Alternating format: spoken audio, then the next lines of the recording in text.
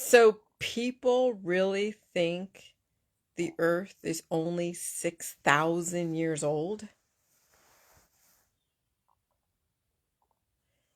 That's you know what? It's funny. I sort of heard that before, but I didn't really hear it for what it meant. Now that I'm looking at the evolution of mankind and then the bioengineering 6,000 years ago. And so yeah, I mean, even though evolution and creation can be linked together, there are those that can't link them together, that have a hard time linking them together. Excuse me. And so it just dawned on me that some people think that the earth is only 6,000 years old. So you're saying that God made heaven and earth in 7 days and created mankind on the seventh day, and that's all the Sabbath stuff. And that's where the six cradles of civilization came from, was when God came down and created man, Adam and Eve. And that's like the Bible story. But that's an allegory, okay? Even though, yeah, I'm sure there's aspects of the Bible that were true in the times that were giving us that location and background. But time is something, it's interesting. Time is a perception based on how we can measure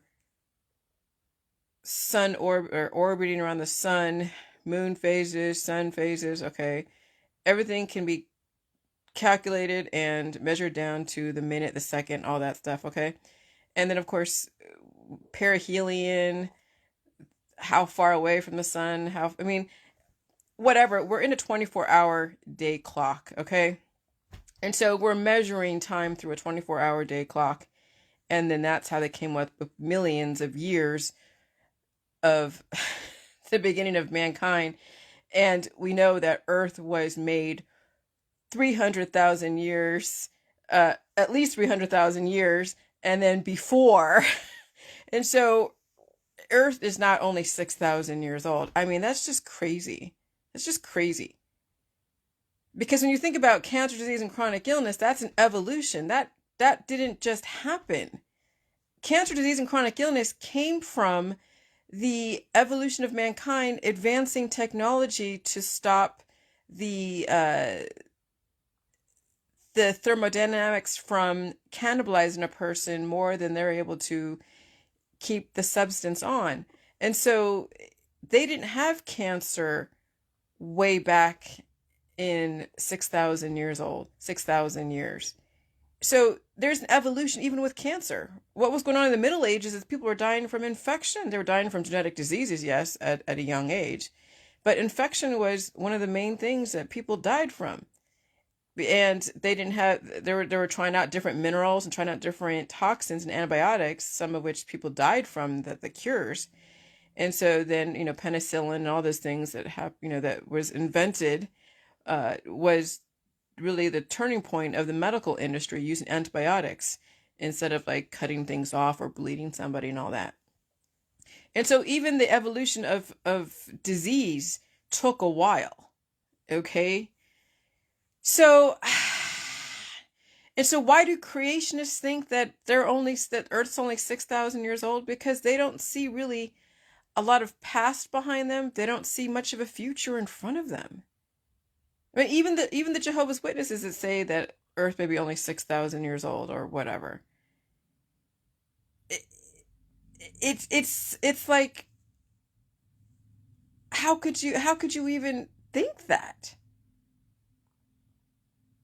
Science has to come I mean, you can have science and creationism happen together, but one does not have to be excluded from the other. They both can be working together. So the fact that some people are only evolutionaries or only evolutionists and some are only creationists speaks to that it's a purposeful division between the two. Because you can have a creationist that happened way back like 30, 40, 50 million years ago, and then finally have a easier prototype to then go and bioengineer and then give intelligence to. And so that's why I showed that the hominid progressive timeline from Homo habilis all the way to Homo sapien. And so then you can see, the Starman, then the Homo sapien, the wise man. We know that there were other beings out there that did bioengineer us to be even more intelligent. And then you can see that in the population. We bioengineering happens even now in the population. Some people in some areas are smarter than others. I mean, it. You go to different areas, and some areas people are a little bit slower. You could tell there's something's going on with them, and you're like, oh, well, they could have some cognitive issue, but those cognitive issues are predispositions that are carried along in a genetic line, and that comes from I mean, you could say an imbalance, but it could be predispositions from a cured state, and it happened throughout the whole genetic line.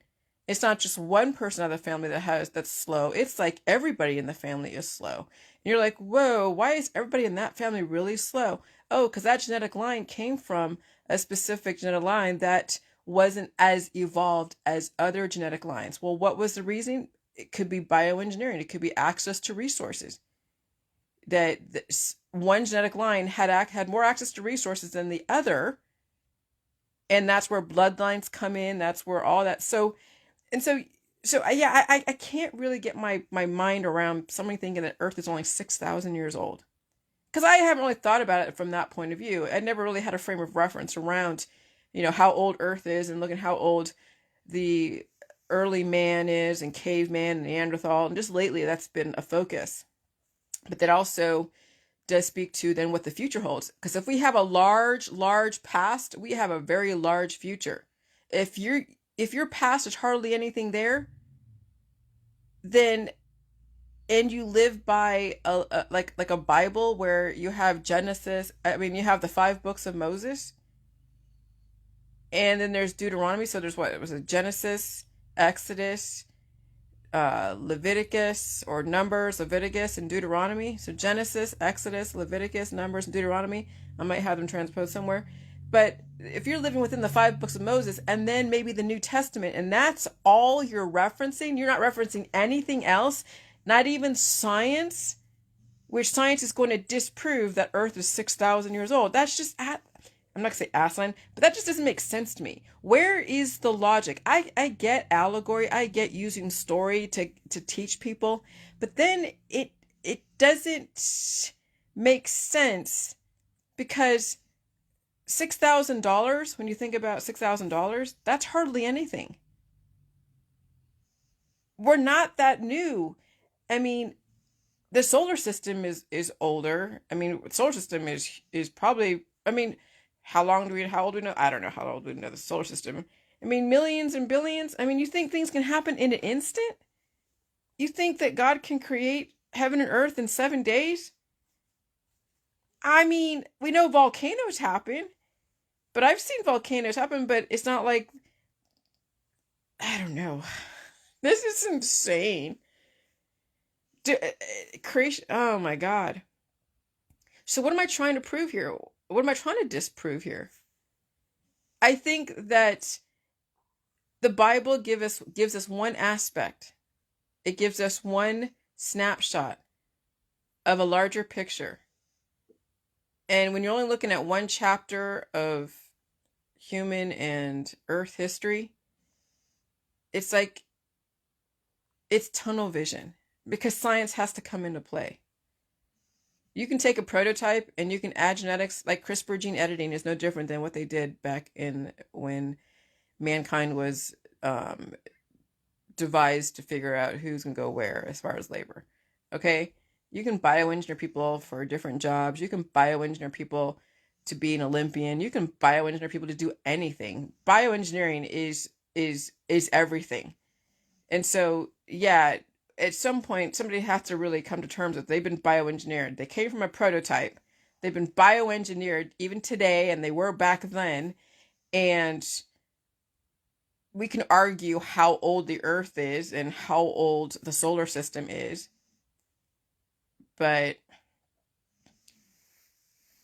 since we all weren't there, we're going to have to trust carbon dating. We're going to have to trust the strata and layers of stuff, and everybody has their influence. So, what am I trying to prove here? And I'm not going to try to get into something that I cannot really prove. I'm just going to go by science. I'm going to go, and that's tracing all the way back to whatever they said the hominids first came about and the progression of mankind, and bring in the universe and all the stuff that they studied, with theory of relativity and all that. And then the religion is all when we were first bioengineered from a prototype, which was probably Neanderthal or any one of those hominids. And then we have modern man. And then you can see in our society, we have people who, are not very intelligent. And there are people who are extremely intelligent. And that's because of bioengineering. Not just access to resources, but bioengineering. Because you can take someone who's been bioengineered and still put just like nature versus nurture. Can you take someone who is naturally one way and put them in a situation where they're nurtured in another way, and you would never know that they came from a specific natural background when they were nurtured into a different background? Some point, DNA does come into play. It just depends. So if I were to be put into some place like Louisiana, well, nurture has a lot to do with it. You can still take someone natural, and that's bioengineering. When it's nature, when nurture supersedes nature. When nature supersedes nurture, it means that the person really had major predispositions that couldn't keep up to the level of the environment. Their predispositions kick their ass. So sometimes nurture supersedes nature because the person already had it within them to handle the information. So you have to start out with a prototype that already can handle change. But if you deal with a prototype that can't handle change, I don't care how much nurture you do to somebody, it's not going to take. It'll be very temporary. And so prototypes are very important if you're going to bioengineer somebody. And so that would make sense. There's specific prototypes in the hominid species that maybe took to the evolution better than others. And that's why you have a race of species, a race of different people with different genetics. And some you're like, there's something off with them. And others you're like, oh, okay, that person really is very intelligent. They came from a very nurturing background that gave them all the resources. And the prototype was already, pretty whole. There wasn't too much missing because, right now, we have a lot of people who are trying, with their prototypes, trying to make it in society, but their prototype is not allowing them. And so I was put as a person at a major deficit into a very privileged background. And I got a lot of the root level stuff, but I couldn't measure to that programming. And so I fought it the whole way. But eventually that nurturing that I got way back then, it finally took when my body was able to come up to par. If I had my body and or if I had all of my body, mind, and spirit today, like back when I was first adopted, I probably would have taken to the programming, and it would have been, nature and nurture would have superseded nature. But in my instance, it was nature that superseded nurture. And I had to get my prototype up to the environment to then handle what I was taught. Oh, that's some crazy shit. So, so as far as what the people in the Bible thought about 6,000 years ago is when Earth was born. No, it takes a lot more. You got to do a lot of experimentation to get the species you have today. So if it took a couple thousand years ago to get us to be where we are today, I highly doubt that. I know we were given a lot of information, but you got to get 7 billion people up to that level. And that's a lot of science and reproduction and stuff, but I can't wrap my mind around Earth only being 6,000. No, there's a lot more time that goes. $6,000 you can't get very far with $6,000. In 6,000 years, I don't think we can become this advanced in 6,000 years. I think it takes a lot longer than 6,000. It took them to figure out prototypes, and then also to then expound upon them, and then find the ones, and then get us to this point. Because we're not that old. And we're not that young. Well, we're young. I don't know. I'm thinking about stuff. Okay, bye.